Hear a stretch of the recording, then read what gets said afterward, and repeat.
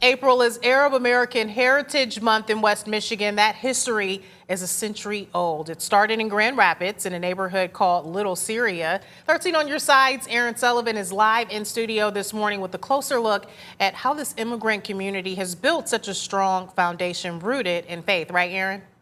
Emily, good morning. You're absolutely right. Now, in the early 20th century, Grand Rapids saw a large wave of Arab immigrants seeking religious freedom.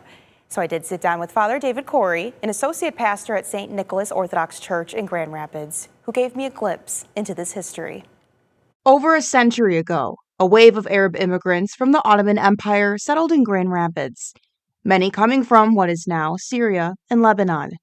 Among some of those people were Father David Corey's ancestors. Our family comes from a part of Syria that has been known for centuries as the Valley of the Christians. The associate pastor of St. Nicholas Antiochian Orthodox Church says many of the church's parishioners can trace their roots back to the same early immigrant community. They tended not to cluster around industrial areas or those kinds of things, except to the extent that they wanted to sell things and set up businesses and serve the people that were working around there. Now, many settled near Wealthy Street and Division Avenue, once known as Little Syria. And unlike many immigrant groups at the time, these newcomers weren't skilled laborers or farmers.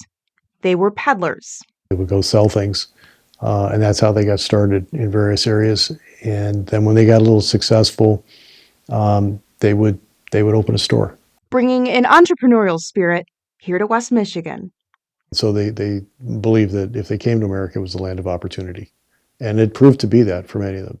Economic opportunity wasn't the only reason they came.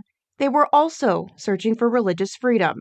As Christians that were subject to attacks, subject to conscription in the Turkish and the Ottoman army, they knew they would have some freedom here. And along with establishing a name for themselves in the city, they also established places of worship. St. George Antiochian Orthodox Church in 1908 and St. Nicholas in 1923, moving to Kentwood later in the year 2000.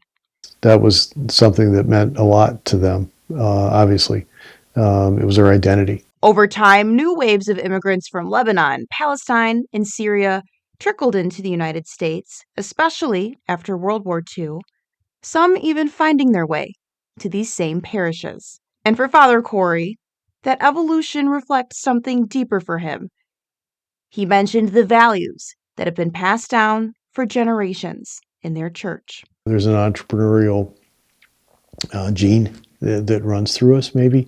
I'd like to think there's another gene, too, which comes from the faith, which is an ability to relate to people.